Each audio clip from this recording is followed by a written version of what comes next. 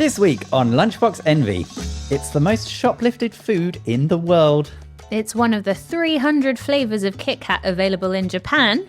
And it was the name given to 9 British babies in 2013. It's cheese.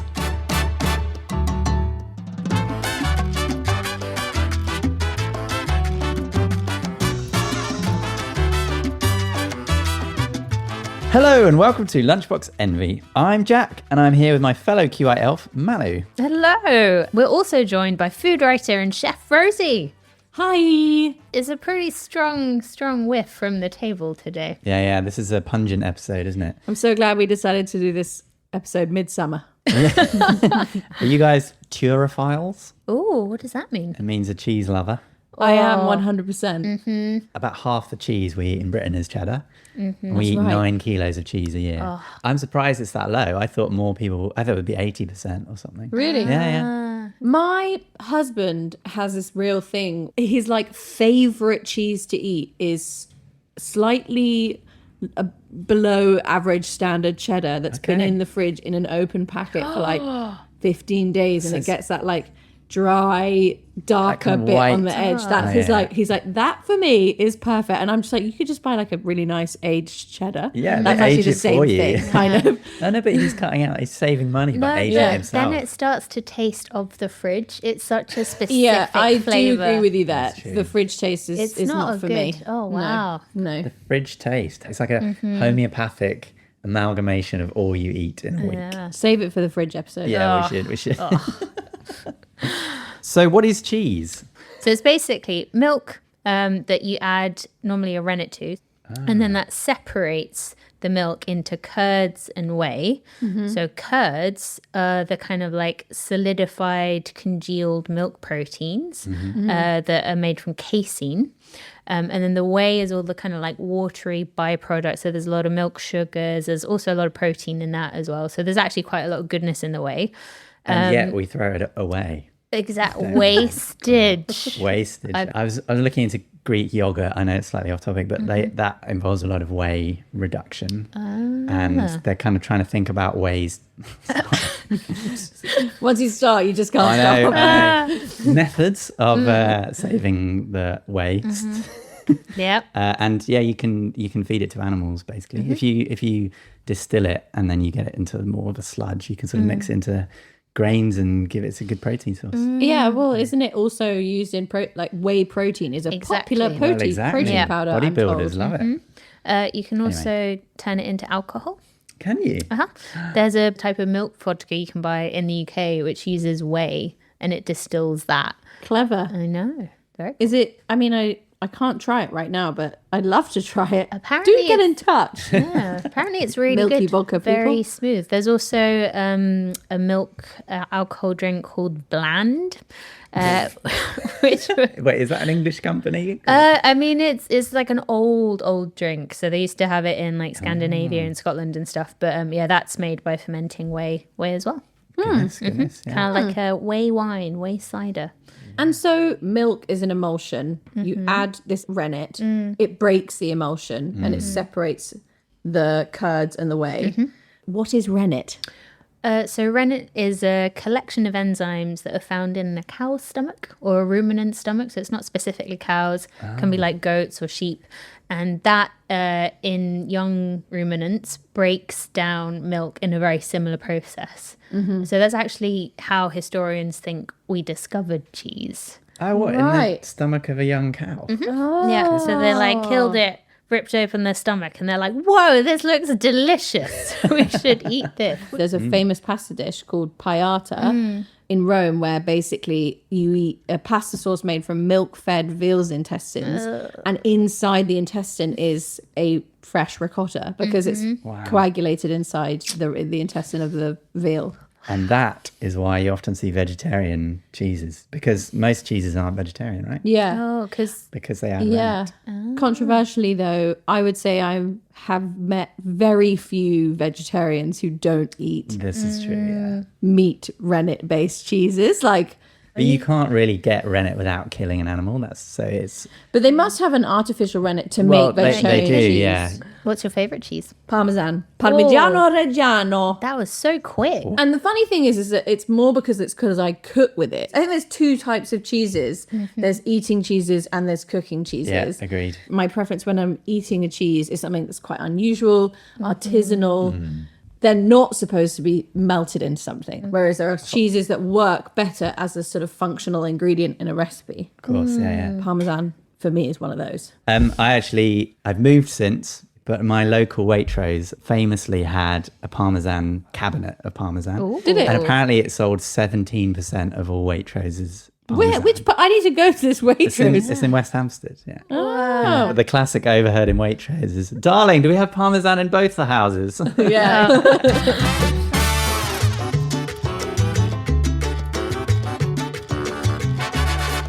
Okay, it's time for our first lunchbox, and this week, that's mine. I have brought a selection of cheeses ranging from soft to semi-hard to hard.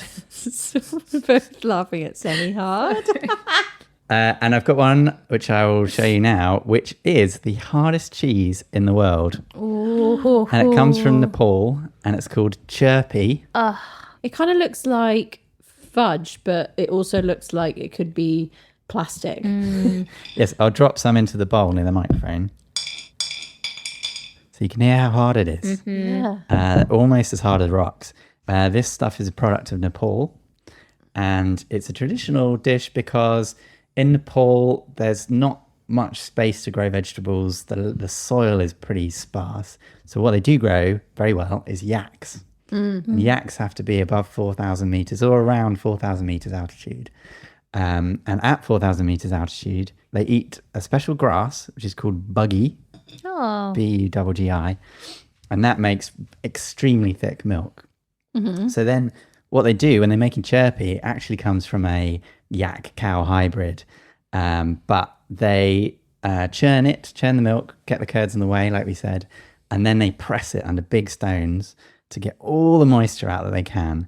And then they start fermenting it and smoke it. The whole process takes weeks and months. I was going to say, it looks like the outside of a smoked cheese. Yeah, Like, yeah. if And you're you- probably getting yeah. whiffs of smoke. Anyway, shepherds use this to sustain themselves in the long winter months. So they'll chew it for basically 2 hours. Oh It's my like God. bubble gum. Like a Yummy. cheese gobstopper. Like a cheese gobstopper, yeah. And traditionally, they would only sort of make this. They take off the cream during the process and make butter. And it's very high in protein, very low in fat. And basically, you chew it like bubble gum while you're sort of herding your yaks. Is it purposefully dry as possible, sort of hard as possible, because then it survives longer at those temperatures? Yes. It's only possible because this buggy that the yaks eat is such a rich in protein milk. Right. And supposedly, it can last up to 20 years Whoa. before it goes off. How Don't old? let the protein boys find out about Yeah. this buggy and this chirpies. They'll be What? putting it in smoothies next minute. You can't blitz that though. Yeah, that's Grate true. it. You can shave it like the Himalayan salt. Ah, Do you want to try some? Will my teeth be okay? Like, it's rock hard. It's rock hard. Whoa. It's like a gobstopper, like you say. smoky. It's quite mellow. It's quite mellow. I don't think I've ever had a food where I'm like, I don't know how to eat this or what to do with it. It's also because they've cut it into square pieces. It's quite sharp. Well, I'm glad you all Put tried it. it. I love being able to try things like this that I would never, ever have even known about, let alone been able to try. So thank you, Jack, for sourcing that. I dread to think how much the air freight was. Well, it's interesting. I'm glad you've all tried it before I tell you that it's being sold in America as dog chews. That checks out. That's cool. So some Nepalese immigrants to the USA realized about 20 years ago that their friend's dog absolutely loved Chirpy and was able to chew on it for, like we say, up to 2 hours. And so they started marketing it as a sort of organic, less processed, almost naturally occurring dog chew. And the Nepalese farmers have embraced this, and they can earn 6 times as much as the annual median income in Nepal, but just by selling Chirpy to wealthy Americans who want to feed their dogs something a bit more natural. Wow. So cool. So do they sell it in more of like a stick form? Yes, they're not so cubular. Yeah, because it would be bad for the Not dog. so The dog would cuboid. just swallow that and then Yeah, they'd have a really tough poo. I was going to say, is it good for your teeth? Like, you know how when you chew gum, it can help with cavities and stuff. And dog chews are good for their teeth too. Yeah, it So certainly gets the saliva going. I think if you bit too hard, then you'd crack your teeth. But Yeah. yeah, chirpy. Anyway, that's an example of the hardest cheese in the world, like I say, a very hard cheese. I've also brought a selection of cheeses ranging from one of the softest, mozzarella in front of me, which has a shelf life of about a week once you open the packet. And then we've got a Roquefort, which is also quite soft. And Funky. It's very funky. It's blue, for those who don't know. It's known as the king of cheeses in France. And it's the earliest form of AOP. In France, the AOP stands for Appellation d'Origine Protégée. So it's basically protected. You can only call it Roquefort if it's made in a specific area, in a specific method, with milk from the ewes of the Locan sheep. Oh, it's a sheep. Yeah, I It's a sheep's I cheese. didn't know that. Yeah. Sheep's cheese. Which I think gives it that extra. I like sheep's cheese. So it's not made in a rock. I thought it was made in. I thought it was made in like a cave. That was the thing. No, it is. It is. It is made. Oh, okay, it's, good. It's fermented in a specific cave around the village of Roquefort-sur-Soulzon, which is a small. It's only got 500 inhabitants, but this specific cave has a very specific fungal strain. It's Penicillin roquefortii, so named after the village. And it's a fascinating example of the ultimate terroir because this penicillin fungus was only found in this cave. And you can now replicate it in a lab. And if you put that into your cheese, you can still sell it, but it can't be called Roquefort. And it's very delicious, and it is a cool name. Yeah. And the mythology behind it, supposedly there was a shepherd, and this doesn't sound very true, and he was eating his bread and cheese one day, and then he saw a beautiful maiden, and he dropped his lunch and chased after her to try and get to know her, get her It number. feels like there's always something like that. Yeah, exactly. It's a very French story. And then when he came back, and his cheese had turned magically into Roquefort. But I think that's a bit How skeptical. long was he gone? Well, that's the thing. It's a minimum of 3 months to age, and Yeah. sometimes up to a year. Well, maybe she just took a lot of convincing. Or maybe they just got married and had a kid, and then he was like, hang on a sec, I left some bread and cheese up in that cave. Wow. Let me go and check on it. But it's certainly got a long history. Charlemagne, medieval king of the Holy Roman Empire, and he loved Roquefort. I love Roquefort. Me and Charlemagne have that in common. And Roquefort, in fact, penicillin inside it doesn't create penicillin, the drug, but it does have anti-inflammatory properties and is known to prevent the spread of chlamydia. Oh, Well, useful. I'm not sure on the application of it. I think you could probably just eat it, but yeah. yeah, it's still wear protection, I would say. Yeah. So anyway, that's an example of both a soft and blue cheese. And then you move into the semi-hards. Stop. Cheddar is probably the most famous semi-hard, and so is Comté, Gruyere. Oh. This one I bought is Lancashire, which is a bit crumblier and also quite underrated because it's not particularly punchy. I think it's quite a mild flavour. Back in the early 20th century, Cheshire and Lancashire cheese were so widely eaten, in fact, probably more so than cheddar, and they've just died away because I think people want consistency, they want a strong flavour. Cheddar's just overtaken, and yeah, Lancashire and Cheshire cheesemakers are dying. When we think of cheeses, I think a lot of people imagine the French are the masters, and they've got the most, potentially because of the famous Charles de Gaulle quote about, how can you govern a country which has 246 varieties of cheese? Which is actually... What, as in like it's too hard, or is it's too easy? As in they're all fighting over like the best cheese. Like they see. can't agree on anything. Right, yeah. Okay. I think is what he was implying. But since the 1970s, France has lost about 50 varieties of cheese, so that number may well be lower. And actually, it doesn't really compete with countries like Britain. Apparently, we have 700 named cheeses. Let's go! So I think knew it! I knew it! And even Italy has 400. So I think France's reputation precedes itself. Although you may think they make the best cheese, quality, not quantity.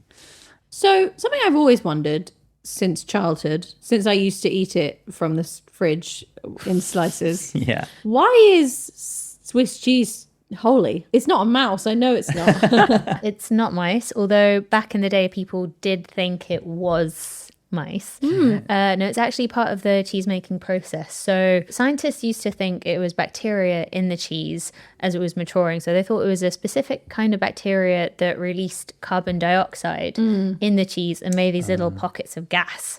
But they've recently found out it's not that at all. It's actually tiny specks of dirt in the cheese, and as it matures, it's kind of the opposite. Like the bacteria and all of the microbes in the cheese are like, oh, don't know, we don't want to be around this bit of dirt, so they kind of like shy away from it, and that's what's forming the holes. Right. Wow. But you can't see the dirt in the holes. No, I think thankfully it's microscopic, and it probably gets washed away during the process as well. Yeah. After the holes have been formed. It's a little bit like, you know, the kind of dirt in the champagne glass that gives it those bubbles. Like a nucleation site. Yeah.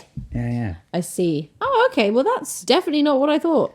Interestingly, since the process has been getting cleaner, the holes have been getting less and less frequent. So Swiss cheese is getting less holy. So now they have to sort of artificially add it so that we get what we expect. Because it is exactly what we expect.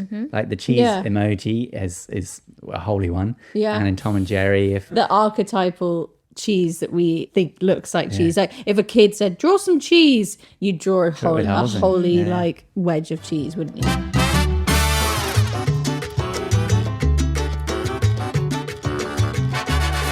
Okay, it's time for our second lunchbox, and this week that comes from Rosie. It does. And I decided to go fairly basic this week, and I just brought you guys a cheese toasty. Oh, well, sometimes the simplest are the best. Yeah, it's gonna say. But I did want to talk about a specific topic that is, you know, partly something that I know a lot about because I have to do it in my job as a food stylist and a home economist, but also because it's seemingly become this quite like prolific, important thing in people's minds because of social media. Okay. And that is the cheese pull. Oh, that famous Olympic event. The cheese, early Olympics. one of the most evocative moments in food porn, as it were. It's a nice stringy cheese pull. So the cheese pull is that thing where you pick up a piece of pizza and there's all that stringy cheese, keeping it sort of half attached to the base of the pizza. It's just that really stringy, melty, gooey, ooey, cheesy thing. And I think it's particularly appealing to the sort of the inner child. Yeah, or our sort of basic instincts. I've seen someone else describing the sort of more generalized protein ooze, because sometimes you see it with eggs if you're dipping a soldier, Totally. or like ice cream sort of dripping over the edge slightly. It's just a very sensual moment. Viscosity. We like viscosity. As a food stylist, a cheese pull is something that I'm asked to replicate a lot. Okay. Cheese pull requires a specific kind of cheese. You won't be able to get a cheese pull with every cheese. So a cheese that melts into ooey gooey stringy pulls, Is that a technical term? I love ooey it. gooey stringy pulls, in the dictionary down as cheese pull, is typically a high fat, high moisture cheese with a neutral pH. So it's not a very acidic, sharp cheese. Typically, it's also young because the older a cheese is, the more protein breaks down. And when you are a young cheese, you will have nice long protein strands. So this is why some cheeses melt well, but don't actually pull. Okay. For example, cheddar. Oh yeah. Try pulling chirpy. Something happens. I think the most commonly accepted best cheese for pulling, Mozzarella. Yeah, I would La say that. mozzarella. But this is where I want to caveat that a high moisture cheese is good. Okay. Because it's actually that you want a lower moisture mozzarella on the spectrum of moisture. So you want a mozzarella, you want a high moisture cheese, but you want your mozzarella to actually be on the lower end of moisture. The mozzarella is already quite moist. Yeah. You will often see it described, certainly in my recipes, as cooking mozzarella. Is what I mean by a mozzarella that has low moisture. I saw that when I was first trying to make pizza. I put the wet mozzarella on, and it was just a bit pathetic. And then I read that you actually need the slightly cheaper, more processed, harder mozzarella. A highly processed cheese is actually preferable. And that's because presumably they're processing it in order to get a cheese ball sometimes, right? well, yeah, exactly. Did you actually know something I learned when I was researching this is that they make cheese strings Oh, yeah. by making like a normal high moisture cheese similar to cooking mozzarella, but then they push it through an extruder, like a pasta extruder. Wow. And that's what lines up all those really long the protein strands. strands. And of course, when you eat a cheese string, what you do is you pull down strings off the cheese. And those are literally the proteins. Like they've fixed it so that they are perfectly Aligned, cheese yeah. stringable. Parallel. So cool. Yeah. It's amazing that there's so much research and development, I suppose, into making the perfect cheese ball because it's worth so much to the industry. It just triggers our basic instincts and makes us want to, buy pizzas. And Yeah, like it will be written on call sheets for Really? shoots. Like cheese pull will be part of the scenes for the day. If you have a cheese pull in whatever product you're shooting. because it's also quite time limited, I gather, right? Well, that's it. So cheese pulls rely on a few other things, not just what cheese you're using. And to be clear, there are a couple of other cheeses that pull well. For example, in this toasty, I've actually used 3 cheeses. I've used a Turkish mozzarella, which is also used in a very famous Arab and Turkish dessert called, in Turkish, kunefe, and Kunefe, yeah, I in love that stuff. Arabic, knafe. When I'm doing food styling shoots, for example, and I've got a cheese pull on my call sheet, I will literally come to Dalston to buy Turkish cheese because I know it's the best one. Amazing. I've used that, and I've used Red Leicester, Yeah. which isn't as good a puller, but it does work. And I just really like the colour and the The flavour of actual Red Leicester. orangeness, It's yeah. better Very than cheddar beautiful. at pulling, but it's not as good as mozzarella. And I've also used Emmental, Oh, I love it. the famous Swiss holy cheese. one, The yeah. holy one. Nice. Nice long protein strands. And importantly, I've used slices, not grated. Okay. When you grate cheese, you obviously are breaking the protein strands. That's course. obviously going to be a problem. But also, typically, if you're buying pre-grated cheeses, they coat the grates in emulsifiers Oh, interesting. that stop them from sticking together in the pack, but that inhibits effective cheese pulls Oh, yeah, of course. in your Must do. actual cooking. So the other things that cheese pulls need is a certain temperature level. It will not pull if it's too cold. You can already see that this is now That's not too sexy. cool. Oh, it's kind of It's just breaking. gelatinized, yeah. Yeah. Also, the rush when you were making this. Like, you didn't see guys adrenaline at home. rush. Everyone was like, okay, take your places. We got cheese pool in 5, 4. It was so time pressured. You have a very specific window. So you really want to aim for around 60 degrees Celsius. If I'm doing it for camera, I will always have a thermometer checking the inside. Yeah. Just to be like, okay, now I know we're at a perfect place and I've got X amount of seconds to sort of, play with this. The other thing is that if it's cooled, reheated, it won't re-pull. Oh. The protein strands are done. They can't reform. This really is like the money shot. It is. Yeah. And the other thing is other ingredients. So this is a very simple recipe. All I've done is use brioche because I really like brioche for cheese toasties. Try it if you don't believe me. I've mayonnaised the outside. Oh, classic Rosie. We should probably save it for the mayonnaise episode, but personally I prefer a mayonnaise exterior to my cheese toasties because it's easier to coat and it gets a really nice The crunch. Even is- crispy exterior and a good flavour. I think mayonnaise tastes great when it's cooked in a pan. But there's nothing else in here. There's no other kind of acidic ingredients, for example, or high alkali ingredients. For example, tomato. Like if I or put gherkin or tomato or pickle or something, that would play with the pH of the cheese, and that would mean that it might not pull as well. There's a rumor that we mix cheese with glue to get the best Oh, yeah, I've heard repeatable. Did try and look it up and I couldn't really see a yes or no, but either way, I've never used it. sure they have What it. you'll do is, to be really honest, when you buy, let's say you're doing a pizza shoot, you've got a frozen pizza product in front of you, you basically take all the toppings off and remake it. Okay. And you add your cheese in a sort of strategic lattice so that you know exactly where your pulls are going to come from when you lift up that Oh, slice. yeah. So of course. cool. You also have to fix the rest of the pizza to the plate, Oh, so that when course. you lift up your slice, it Case doesn't the come with pull's it. Too strong, Yeah, yeah. maybe that's where the glue myth is coming in. What Well- are you sticking it with?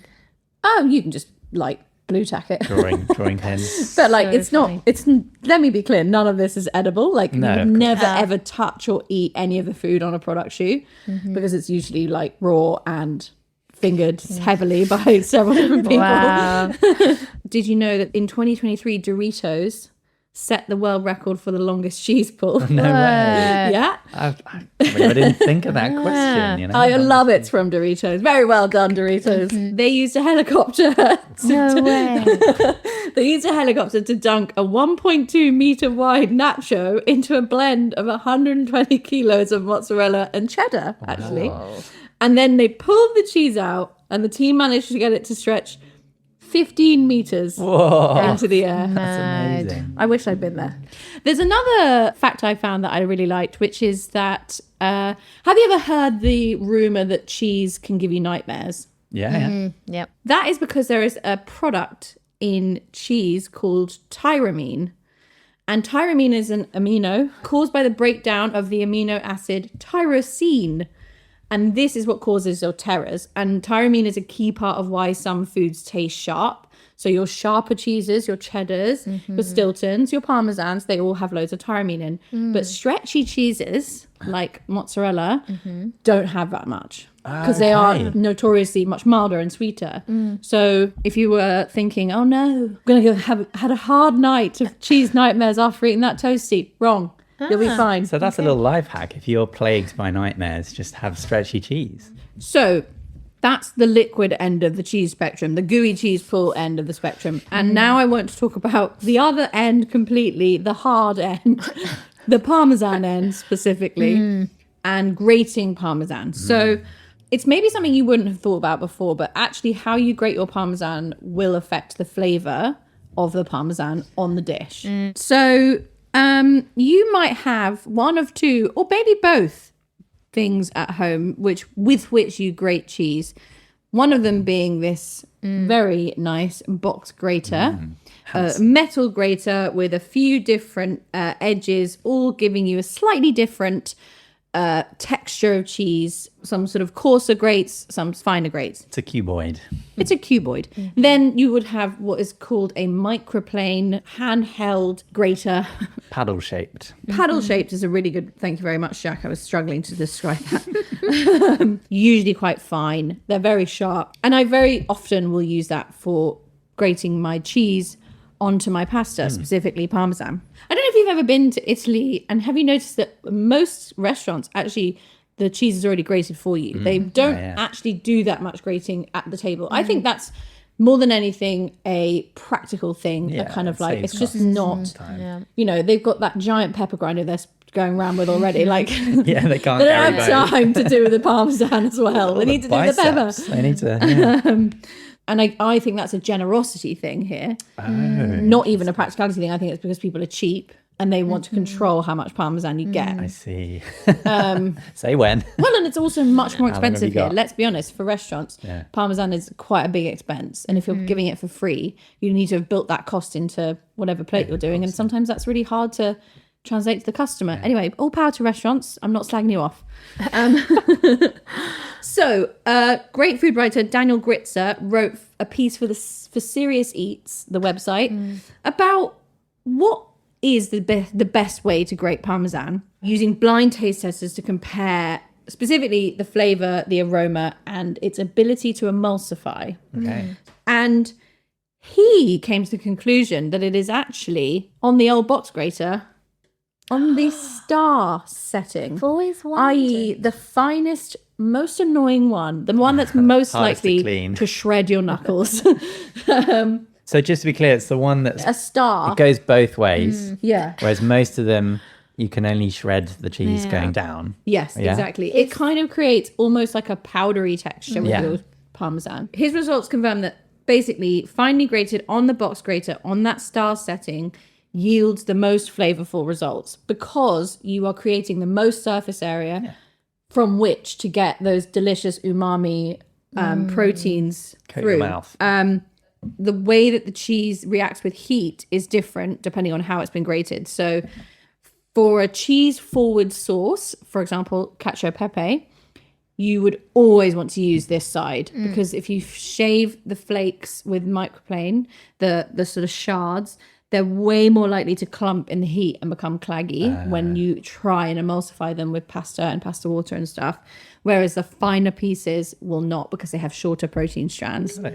So if you're ever trying to make carbonara or cacio e pepe or something that, needs a bit of a cheese emulsification, go really fine with that cheese. I wonder if there's a technology to make it even finer. Could you push it through like an aerosol? Or like aerosoled blend it? pecorino would make the best Yeah, but cacio it still needs to be a solid that I know, melts into a that's the liquid, issue. doesn't it? Could you put it in a blender? You can, and we would do that. Well, specifically, you'd have an attachment for your blender that's kind of like that. So you just hold the cheese, and it would just do it for you. That's so But like cool. for large scale, I like those automatic Product. pencil sharpeners. You just but with cheese. Cheese string. what you grate with also has a bearing on the volume. I find that as soon as I switch to my microplane, it will look like you're putting way too much cheese on, but because it's got such volume and surface area, it actually weighs a lot less. We should say they did start out making paper. I think we mentioned on one of the early episodes. Didn't we? They were laser etching for printer parts. Oh, cool. And then they kept getting people bleeding fingers, and then they ran out of plasters, and they were like, "Well, can't we use this? Like, they don't need to be that sharp. Like, can't we use the sharpness as a functionality?" And then they switched to cheese graters. And I think we said as well, now they make foot files too. They do, because I've used them. Are they good? Well, they've been used upon me Oh, by people in the pedicurist. And which face of your box grater do you use in your I foot? think we need to use all three with me. All four. the biggest grate, boy. yeah. That's just out the bowl. That's for like a school cheddar cheese sandwich where they also did it to the butter, so you can't tell what's butter and what's cheddar. The coarse side. chunky, yeah. Yeah. Big holes. If you see the words coarsely grated in a recipe, this is what we mean. This is the thickest, coarsest grate. This is what you would use for potato or onion. Yeah, or as courgette. well as cheese, courgette, like any vegetable that you might want to grate, carrot for like coleslaw or something. Yeah. As well as, cheddar or something that can hold up to being a coarse grate. Yeah, good stuff. Great. So one of my favorite facts about Parmesan that has absolutely no bearing on eating it is that actually there is a bank in Italy that accepts wheels of Parmesan as collateral for loans. No way. In Emilia-Romagna, which is where Parmesan is made, Okay. there is a bank called Credito Emiliano, known colloquially as Credem. Most of the time when we think of like loan collateral, we think of something like the mortgage, something like that. But basically, in 1953, Credem saw an opportunity to help out the Parmesan makers, the farmers who were creating this cheese that actually takes a really long time to make. So an average Parmesan wheel can go from anywhere between £1,000 to 2.5-3 grand. Whoa. But they're big, right? I mean, I don't know if people can picture Yeah. them at home. They're like a car tire. Yeah, exactly.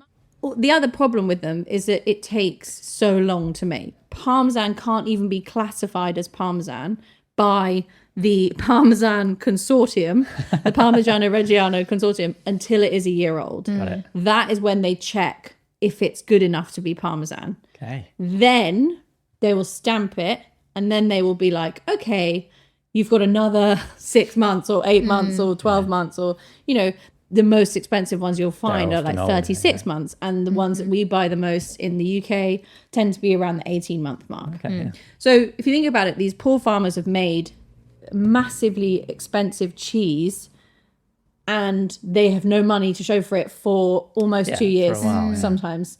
So this bank decided to start accepting the wheels of Parmesan as collateral on loans to the farmers because I see. So if you can't pay back your loan, they'll take your Parmesan. they've got them in the bank. They have their own Parmesan vaults, temperature control. I was going to say, it must be really specific. Yeah. So basically, Credem will give loans of up to 70 or 80% on a wheel of Parmesan. Whoa. And it still happens today. And this is actually not the only instance of unusual loan collateral that has happened. Before Prohibition, banks in the United States accepted whiskey Okay. Yeah. as collateral. Also long lasting and expensive. Yeah. And in 2013, it was reported that a bank in Hong Kong was accepting designer bags. Oh, yeah. Okay. And then probably the weirdest example is that a bank in Spain sought a loan from the European Central Bank and wanted to offer Cristiano Ronaldo and Kaká, the football player, as collateral. Wow, neither of whom are Spanish, but I guess they play for a Spanish club. Yeah, I think they were playing for Madrid at the time. I did not know that was a legal thing you could do. Well, I don't think it was don't think it legal was at all. I accepted, think no. they were quite clearly like, no. You don't know unless you ask. No, I mean, Parmesan wheels are valuable. Samuel Pepys wrote in his diary about burying his Parmesan before the Great Yeah. Fire of London. To Really? keep it from melting. Samuel Pepys had a Parmesan? What Yeah, the yeah. fuck? What an absolute baller. I don't think he had a whole wheel, but he certainly had some, which he stashed away, and he was very proud. So, yeah, I would. That's maybe the first thing that comes out with me in the fire, not my engagement ring. Whatever cheese I've got in the fridge. No, I'm joking. I love you, Tom. But a lot of people in the 17th century would have had cheese that lasts a long time because they didn't have refrigeration and basically add flavour to what was quite a bland time to be eating, certainly in England. It was a bland time. Yeah, I mean, cheese is effectively when you eat Parmesan like I do, I use it as a seasoning. It's basically how I season my food. And it's kind of already off. Like it only gets more tasty as it ages. So good. Exactly. I found a little story I think you'll like, Rosie, by the 14th century writer Giovanni Boccaccio. So he wrote a collection of short stories called the Decameron, which was actually made into a Netflix series recently about a type of heaven with a Parmesan mountain. Oh. It sounds so good. Say less. So he's like, I would like to go. in the land of the Basques, there's a district called Bengodi, where they bind the vines with sausages, and there's like goose everywhere. And then there's the mountain of grated Parmesan cheese. Goodness. Dwell. That's grated. It's grated, and on it dwell folk that do not else but make macaroni and ravioli, and so they boil them, and then they just like float down the mountain on the Parmesan pasta. luge. That Exactly. sounds amazing. Going back to, we were talking about the size of the Parmesan wheel being like a car tire. Yeah. There was a race in Italy, I think it was in the 70s or 80s, where people were using Parmesan wheels as car tires. Oh my God. It was so cool. So like all of these tiny Italian cars just like bombing it on cheese wheels. But you can use certainly hard cheese. There's a bit of a hard to pin down story in the 1800s that Uruguay was at war with either Brazil or Argentina, sources vary, and supposedly the Uruguayan warship ran out of cannonballs. And then they started using balls of Edam that they had lying around. And it was actually done on Mythbusters. And they proved that you could make a hole in a sail by firing a ball of Edam. If they got some of that chirpy, Yeah, they should have known that would that. take your eye out for sure.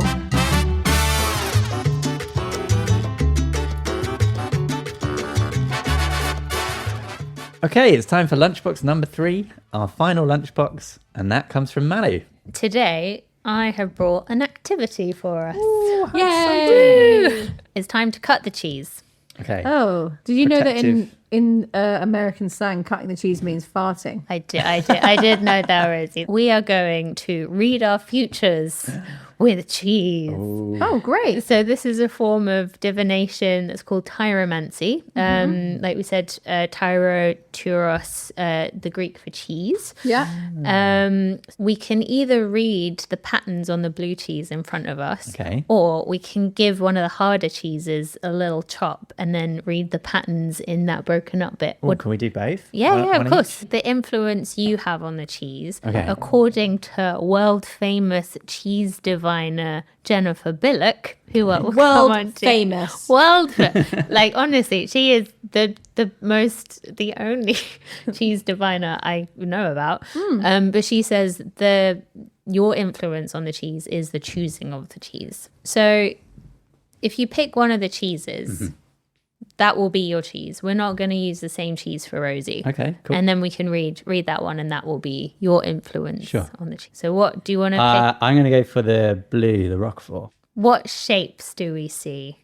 I see a dog. It's got 2 little ears here, and then a little head, Okay. then a little body.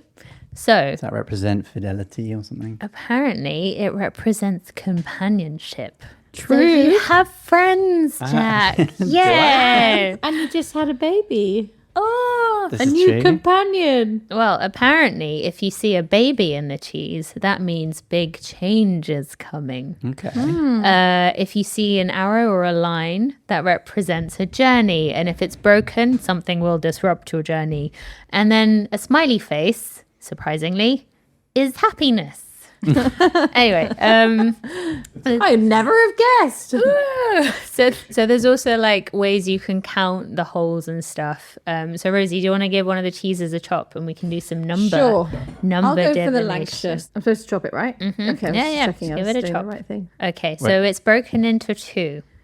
Oh God. So Why do I feel like that's bad? according to the principles of numerology, which is basically mystical relationships between numbers and the universe and all this stuff, two is you have a two-way personality and can sway between extremes. It's the bipolar disorder. You love you love hard and you hate hard. You also, I have in my notes, you like dark medieval art and unicorns. Is this true?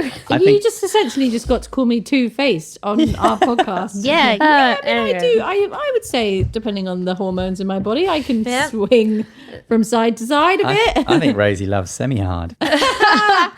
Yeah, so this is obviously not an exact science or a science at all. But like people have been practicing Tyromancy for a really long time. We're not sure exactly when it started, but our best guess is around like the 2nd century. There's a mention by a famous diviner called Artemidorus who wrote a treatise on divination and the interpretation of dreams. But he also says that cheese dreams, the stuff you can read from your crazy cheese dreams, are also like the most unreliable kind of dream. So you got to take it with a big pinch of salt. The Achilles heel of Tyromancy. Exactly. That's it. Yeah. But yeah, also there's a bit in a 17th century dream manual that says if you dream of cake without cheese, that's a really good thing. But if you dream of cake and cheese, you'll be betrayed by a Welshman. So beware of the cake and the cheese. Welsh cakes often served with cheese. Uh-oh, we're playing this thing wide open. Damn. But what I love is this all blew up again in 2023 because there was a modern witch, someone who practices like tarot and stuff, called Jennifer Billock, who got really into Tyromancy. So basically over lockdown, she got super bored and was like, what else can I read? Because she read tea leaves and then found this. And now she's like done loads of television interviews. People absolutely love having their cheeses read and she's doing really well out of it. It just sounds somewhat like saucy. Can I read my cheese? Like I just. But no, people have a great time, and often like her readings are pretty positive, which is, I imagine, a really nice thing in lockdown when it's a very uncertain time. But cheese has been linked to witchcraft for a really long time anyway. And What hasn't? yeah, but historians think about it in terms of like the transformation of milk into curds and whey. It's kind of magic. Yeah, isn't it? especially when you're not exactly sure how it's happening. It is such a mystical thing to see like a solid form from nothing. And there's also like a really famous mention of kind of witchcraft and cheese that went viral in 2021, which was like how to win women and their affection.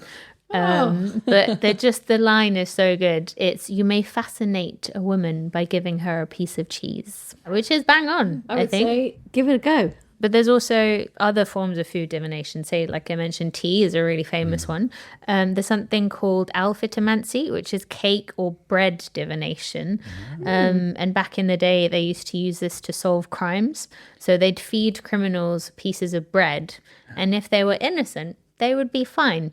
If they were guilty, they'd have quite severe indigestion. It's a bit like in ancient medieval China, they would give criminals dry rice to see if they were innocent or guilty. What would happen to the rice? I think if you were guilty, you'd know you were guilty, and you'd be nervous, so you would not have any saliva, and therefore when they used to spat it out after a certain amount of time and it was still dry, they were like, he's guilty. Whereas if it was wet, you would just completely cool and instant, which doesn't actually catch the psychopaths who are just like, I'm proud of what I did. I'm not nervous. And also, then they just spit out just like a perfect bowl of Yeah, rice. imagine. Or like a nigiri from the Oh, wow. salmon they ate earlier.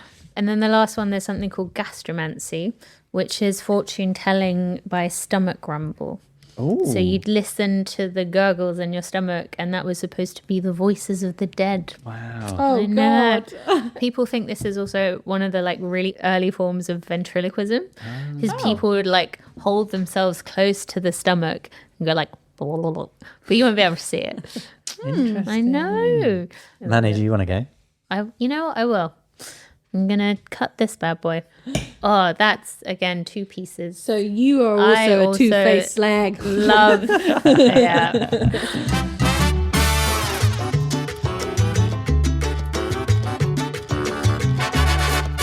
Okay, that's it for this week's edition of Lunchbox Envy. You can follow our socials for foodie facts and podcast updates. We are on X, Facebook, Instagram and TikTok at Lunchbox Envy Pod. You can also get in touch and send us your facts, recipes and questions by emailing us lunchbox@qi.com. So Rosie, have you got any cheesy parting recipes to recommend? Well, it's not a recipe of mine. In fact, it's not a recipe at all. I'm just going to say, look it up, find a recipe of it. But if you haven't tried the extremely cheesy mashed potato dish from France called aligot, then you should definitely find a recipe for aligot and make it, because it is really good. It combines 2 of my favourite things, potatoes and cheese. And is that spelt with a silent T at the end? Yes, it is. Okay, And for those it's Googling it. and it's basically like mashed potato that's almost pullable because it's so cheesy. Great, that sounds delicious. We'll see you next week. Goodbye. Bye. Bye. Lunchbox Envy was hosted by Manu Henriot, Rosie McKean, and me, Jack Chambers. It was mixed by Lee and produced by Alex Bell. This has been a quite interesting podcast.